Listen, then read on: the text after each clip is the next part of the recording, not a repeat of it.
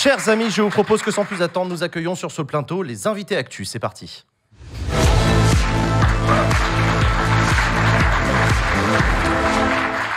Bonjour, bienvenue, installez-vous.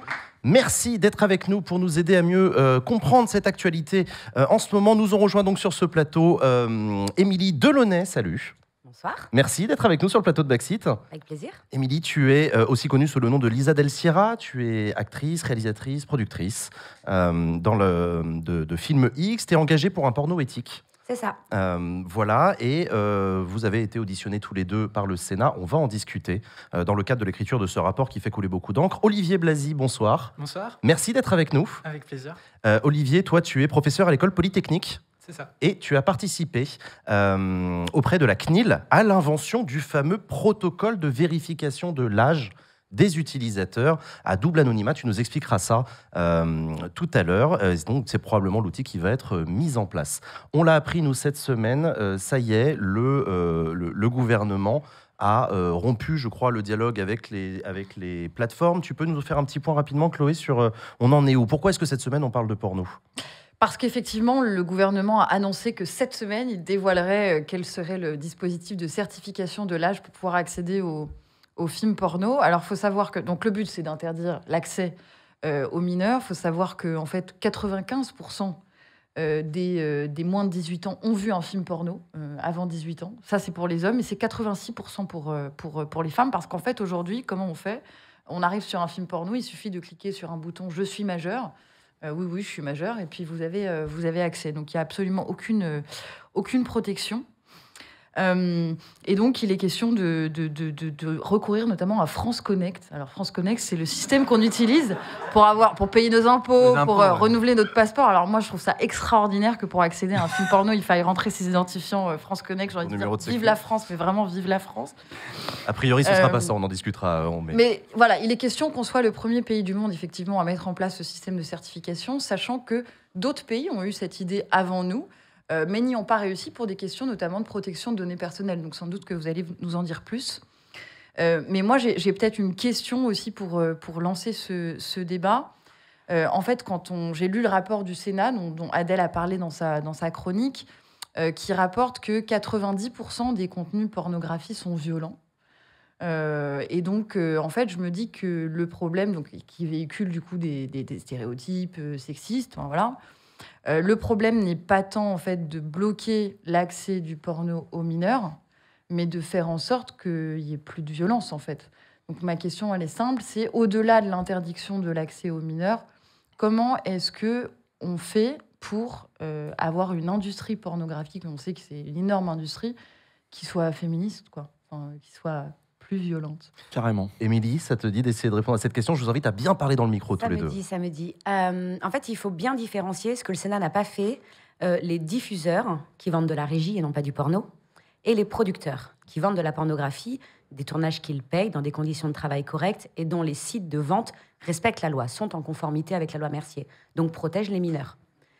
Ces sites de trafic qui vendent de la régie s'en fichent complètement de leur contenu. Il n'y a aucune éthique du contenu. Et donc, forcément, pour avoir le plus de clics, il faut les choses les plus trash. Et malheureusement, c'est là-dessus que les mineurs se retrouvent, puisqu'ils ne sont pas en conformité et que c'est hyper facile d'accès. Donc, le fait de tourner du porno éthique, du porno responsable, qui véhicule une image décente de l'être humain, parce qu'il y a aussi les hommes, des fois, qui sont un peu molestés, c'est déjà le cas. C'est déjà le cas. Les producteurs le font déjà.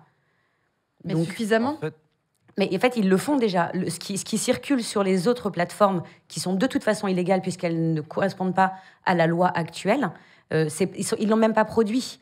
En fait, n'importe qui peut poster quelque chose qu'il a fait chez lui. En fait, on va dire les gros mots. Tu es en train de parler des tubes, donc ces fameux sites massifs de partage de vidéos qu'ils n'ont pas produites, sur le modèle en fait de YouTube, c'est-à-dire on upload une vidéo. Bon, en général, c'est plutôt toi qui l'as faite, la vidéo que tu mets sur YouTube. Là, en l'occurrence, c'est du contenu qui est uploadé sur ces plateformes, qui vendent du clic, du trafic, qui n'ont ni caméra, ni moyen de tournage. C'est pas leur business. Ça, ce sont des boîtes de prod. On connaît Dorsel, par exemple, en France, très connu, etc. Et eux, les boîtes de prod, respectent la loi sur leur propre site, marcdorsel.com, je crois qu'on contrôle bien la majorité, etc. Et donc, en fait, la cible de cette nouvelle législation, de ce nouvel outil, c'est d'abord ces sites-là. C'est ça que tu dis? C'est ça. D'accord, ok. Alors même qu'il y a eu l'affaire du coup en 2020 de French Bukkake qui a fait énormément de bruit. Il y a eu donc là c'était vraiment des conditions. Il y a une 50aine de victimes, de meufs qui ont été abusées dans tous les sens. On leur a menti, elles se sont retrouvées dans des situations incroyables quoi. Et c'est ça qui a démarré un petit peu une prise de conscience et puis qui a affolé un peu les pouvoirs publics à ce moment-là. Mais là, pour le coup, c'est une boîte de production. C'est pas ces grosses plateformes Pornhub, machin. C'est ça, parce qu'on a un autre problème en parallèle qui a rien à voir avec les mineurs. C'est que nos métiers ne sont pas encadrés. On n'a pas de loi, on n'a pas de règles, on n'a pas un code du travail qui puisse nous correspondre.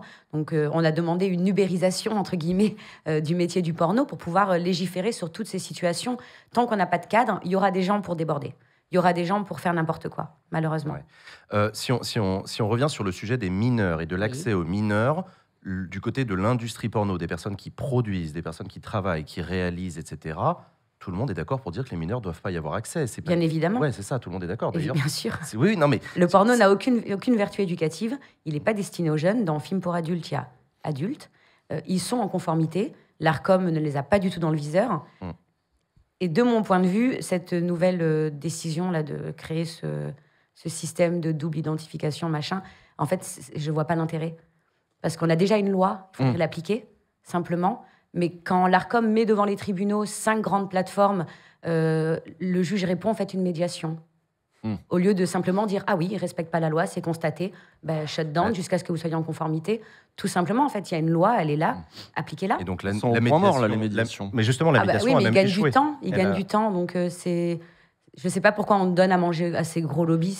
Mais parce que les plateformes, en fait, pour certifier elles-mêmes l'âge, elles pourraient faire quoi? Elles pourraient mettre. Mais ils ont tous les moyens. Ils ont même fait des tests. Ils ont tous les moyens pour le faire. Ils jouent la montre. En plus, c'est un peu bête parce qu'ils auraient une audience qualifiée derrière, donc ils ont tout à y gagner. Donc personne ne comprend vraiment pourquoi simplement ils font pas le switch, quoi. Parce qu'ils font du trafic et que du coup il faut que. Mais ils en font aussi. Oui, avec une audience en mesure d'acheter, donc ils vendront encore plus cher leurs pubs. Oui, les mineurs. Ça n'a pas beaucoup de sens. Olivier, là c'est le moment où on va avoir besoin de toi et je te remercie encore une fois de venir. Comment on fait techniquement, avec la meilleure volonté du monde, pour contrôler l'âge d'un utilisateur d'un site internet tout en respectant les règles du RGPD, de l'anonymat sur internet, etc. Parce qu'il ne s'agit pas d'envoyer sa photocopie de carte d'identité à un site. Alors explique-nous, Olivier, s'il te plaît. Alors, d'une façon assez simple, c'est ce qu'on a appelé le double anonymat. Alors, c'est bien catchy, donc ça marche bien. Et en fait, on va passer par 2 interlocuteurs pour s'authentifier. D'un côté, il y a la plateforme, le site auquel on va accéder. Donc ce site-là va nous donner un challenge, donc une espèce de numéro de série, comme ça. Et notre but, c'est de faire certifier ce challenge par une autorité qui nous connaît déjà et qui va juste mettre un coup de tampon dessus pour dire c'est bon. Majeur. Ok. L'autorité ne saura pas pour quel site elle est en train de tamponner. Alors pour l'instant, vu que la loi part pour s'orienter que sur le porno, l'autorité apprendra temporairement qu'on veut accéder à un site porno. Mais elle ne saura pas lequel. Elle ne saura pas lequel. Ça n'a rien d'illégal de toute façon. Voilà. Il faut se faire plaisir. Oui.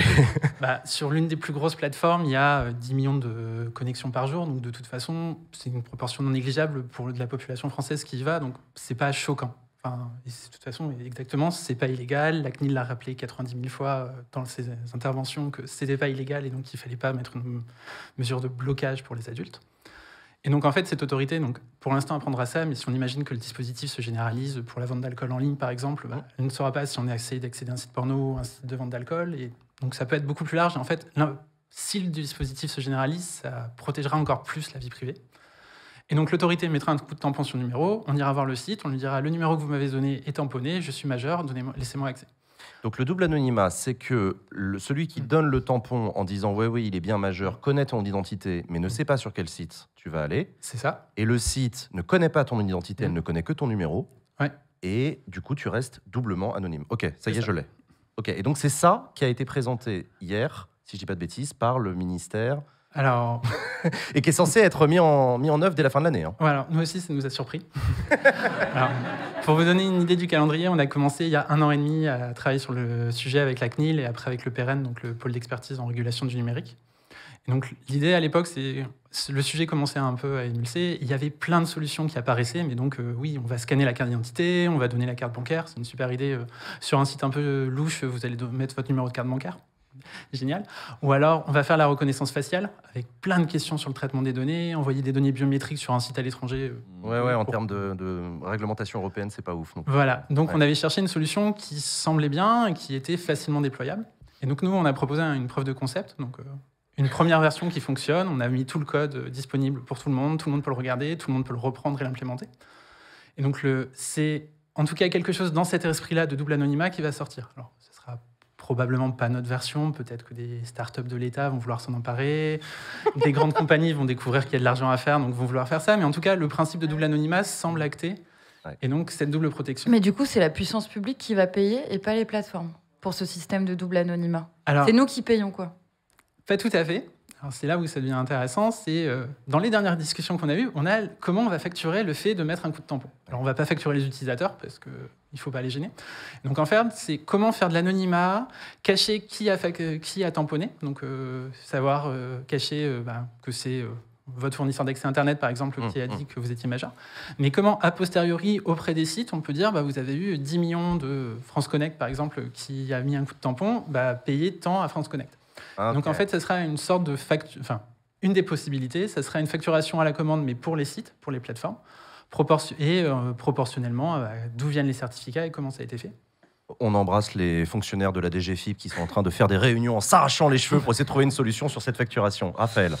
Je voulais vous interroger sur l'évolution des pratiques de consommation et de production du porno. Moi, j'ai été très frappé par la polémique autour de la famille Pélissard. Je ne sais pas si vous avez entendu parler de ce truc-là. Oui. Non, tu peux nous rappeler, s'il te plaît. Amandine Pélissard est une jeune femme qui vit en Franche-Comté, qui a été connue du grand public lors d'une émission qui s'appelait de télé-réalité, qui s'appelait Famille nombreuse. Elle est mère de 8 enfants. Et il se trouve qu'elle est avec un conjoint qui s'appelle, je l'ai noté, Alexandre. Et récemment, il y a eu un reportage de Jérém Star de 45 minutes qui a montré qu'il revenait sur la transition vers une nouvelle vie. En fait, ils sont lancés dans, je cite, des productions de vidéos intimes. Bon. Alors, évidemment, ça a fait polémique. Elle a été sur le plateau de Cyril Hanouna, évidemment, pour en discuter. Mais au-delà des échanges autour de ça, ce que je trouve intéressant, c'est que ça a mis la lumière sur une plateforme, Mime, qui est un peu l'alter ego français, parce que c'est une plateforme française vis-à-vis de son concurrent américain qui est OnlyFans. Et ça a mis un coup de projecteur là-dessus, sur l'idée selon laquelle, en fait, et j'ai retrouvé, en fait, parce que vous avez parlé d'ubérisation du porno tout à l'heure, donc ça m'a interpellé, parce qu'il me semblait que dans le récit qui était fait de ce type de plateforme, précisément, c'est exactement ce même type de discours qu'on a retrouvé dans Airbnb, dans Uber, dans plus de liberté, plus d'autonomie. Qu'en est-il exactement? Parce que le principe, c'est en fait les gens s'abonnent à des chaînes individuelles en payant, et donc le prix est laissé à la discrétion du producteur de la vidéo. Donc, est-ce qu'il y a du mieux dans ce type de plateforme? Est-ce que, justement, ce discours sur on évite les gros méchants, c'est désintermédié, on est directement avec le consommateur ou avec la personne en face, est-ce qu'il y a du mieux ou pas? Émilie. Alors, je connais bien ces pages. Mime, effectivement, c'est français. Ils sont assez efficaces, que ce soit être auprès des modèles ou être auprès des clients. Donc, l'idée, c'est ça. Les nanas, en l'occurrence, se prennent en photo, se filment, le postent sur leur page, en font la promo sur Instagram et récupèrent des abonnés. Il faut être auto-entrepreneur pour pouvoir facturer ses gains, ce qui n'était pas le cas au début, donc ils se sont améliorés sur ce point-là déjà. Si elles font des contenus avec d'autres personnes, on commence à venir vers il faudrait peut-être la carte d'identité du second modèle. Donc ça avance tranquillement avec eux vers quelque chose d'encore plus clean, pour que ce soit comme OnlyFans, où il faut carrément un contrat avec les autres modèles. C'est une bonne chose dans le sens où, en tout cas pour la pornographie, l'ensemble des comédiennes du milieu ont des pages sur ces sites-là. Ouais. Donc elles gagnent très bien leur vie. Ce qui fait que pour les avoir sur un tournage, il faut clairement dérouler le tapis rouge, payer un cachet exorbitant, proposer des conditions de travail excellentes et que le film soit parfait. C'est-à-dire qui dénigre pas la femme, qu'elles aient les plus belles photos, le plus beau décor. Donc nous, dans la pornographie, ça nous a tiré vers le haut et c'est tant mieux. Donc dans le rapport de force, vous êtes gagnante, quoi. Bien sûr. Ouais. Après, moi, je suis plus actrice depuis 2013, mais autant pour moi, c'est pas grave, j'ai l'habitude. Mais effectivement, ça a été un plus pour le X et pour les consommateurs aussi. Quand ils sont fans d'une actrice, ils vont directement chez l'actrice. Par contre, là où moi, ça me pose problème, c'est qu'aujourd'hui, n'importe quelle personne majeure s'ouvre une page payante, se prend en photo et poste. c'est pas une démarche anodine, en fait. Il ne faut pas oublier de dire aux jeunes femmes que c'est pas une démarche anodine de poster son contenu, de poster sa poitrine, de poster ses parties intimes. Même si c'est une page où il faut s'abonner pour le voir, on peut faire un screenshot, on peut enregistrer les vidéos, on peut les redistribuer. Il y a de nombreuses chaînes Telegram qui refourguent tout ce contenu. On n'est pas encore dans quelque chose de parfait. Alors l'État s'intéresse à la protection des mineurs, à beaucoup de choses, aux violences, mais pas à la protection des créations, puisque la pornographie, ça n'est pas du cinéma, visiblement. Donc, il y a encore du boulot. Et il y a énormément de jeunes filles. Moi, je le vois en tant que productrice. Je vais sur Instagram, chercher des nouveaux modèles, échanger avec des nanas. Et quand j'en trouve une en story, j'en ai 15. Et quand j'en ai 15, j'en trouve 200. Je me dis, mais c'est la folie. Tout le monde poste son cul sur Mime. C'est sans fin. Ça ne s'arrête pas. Et en fait, elles n'ont aucune conscience de l'impact social de ce qu'elles sont en train de faire. Les chiffres étaient dingues. Pendant le premier confinement, c'est 75% en plus non pas d'inscrits, de producteurs de vidéos sur Bien sûr, tout le monde s'est créé un profil. Donc à la base, et bien sûr, Mime se défend. Nous, on fait de la cuisine, comment entretenir tes plantes, des séances de sport. À plus de 90%, c'est du sexe. Et clairement, c'est du sexe et ça marche très bien. Donc en France, on est des gros consommateurs parce qu'il n'y a pas vraiment d'anglophones sur cette plateforme-là. Ce ne sont que des Français. Ce que vous voulez dire, c'est que le stigmate sur les TDS, il est toujours fort. TDS. Et que les travailleurs, travailleuses du sexe, il est toujours très fort. Et parfois, on peut se lancer là-dedans sans comprendre à quel point on va prendre cher après, quoi. L'ensemble de ces modèles ne se considèrent pas TDS. Du tout. Il n'y a pas de contact. Il n'y a pas de sexe, finalement. Alors que se dénuder, ça reste de la sexualité. Mais enfin, tu vois, au tout début de l'émission, on a reçu des syndicats de livreurs, Deliveroo, où on a eu toute cette discussion sur l'ubérisation et ces nouveaux modèles de rapports sociaux. Et en fait, c'est très similaire, c'est-à-dire que c'est de la production de contenu. Ce que vous faites, de la même manière que je produis du contenu, de la même manière qu'un YouTuber produit du contenu. Il y a des discussions en ce moment qui ont lieu avec les pouvoirs publics autour de notre statut, nos protections et tout. Moi, je fais partie de ceux qui militent pour que les modèles fassent partie des créatrices de contenu comme les autres, auditionnés au même titre que les autres, avec des spécificités bien sûr, mais là, il n'y a pas de on n'existe pas en fait parce que enfin moi je suis pas auto-entrepreneur, mais quand elles veulent faire un statut auto-entrepreneur, c'est commerce de biens non alimentaires. Donc c'est comme moi, quoi. Le même statut. Voilà, donc elle facture en service, mais sans vraiment mettre sur ses reversements, commissions, Mime. Il n'y a aucune protection, ça n'existe pas. Alors, quand on parlait tout à l'heure, Olivier, il y a quand même pas mal de personnes dans le chat qui réagissaient en disant la solution technique de contrôle de la majorité d'un utilisateur, c'est contournable méga facilement. On parle de VPN, on parle voilà, il y a des solutions techniques qui existent. Donc, est-ce que c'est pas un vœu pieux des pouvoirs publics? Dis-nous un peu. Si, c'est complètement un vœu pieux et quelle que soit la solution technique qu'on va prendre, passer par un VPN permettra de faire croire au site qu'on n'est pas en France et donc pas soumis à la loi française. Donc, et ça, mais après, tout le monde n'a pas un VPN, surtout les mineurs. Tout le monde n'a pas un VPN. Et en fait, l'idée, c'est, quand on regarde les chiffres, c'était 30% des mineurs accèdent à leur premier site porno avant 10 ans. En fait, si juste ce chiffre-là, on peut le décaler, que le premier accès se fasse à 13-14 ans, à l'âge où ils commencent à savoir installer des VPN. C'est très tôt quand même aussi. Ça reste très très jeune. Je veux dire, non, ça reste très jeune, mais tout ce qu'on peut prendre où il leur faut un certain niveau de technique pour avoir un accès, en fait, c'est déjà ça de prix. C'est déjà ça de prix, ok. Usul par rapport au rapport du Sénat et par rapport à ça aussi, c'est-à-dire qu'on voit en effet que l'âge de consommation du premier porno, de visualisation du premier porno, s'est abaissé ces dernières années. Le coût d'entrée étant moindre, et on le rappelle, ils sont Pornhub, etc., ne se dérogent absolument à la loi. On n'a pas le droit de montrer du porno à des mineurs ou de leur mettre de manière accessible. Ils n'ont pas le droit. Mais ça, le rapport du Sénat est très très très très dur avec le porno et l'impact du porno sur les jeunes, sur leurs pratiques, on parle même de viol mental pour ça.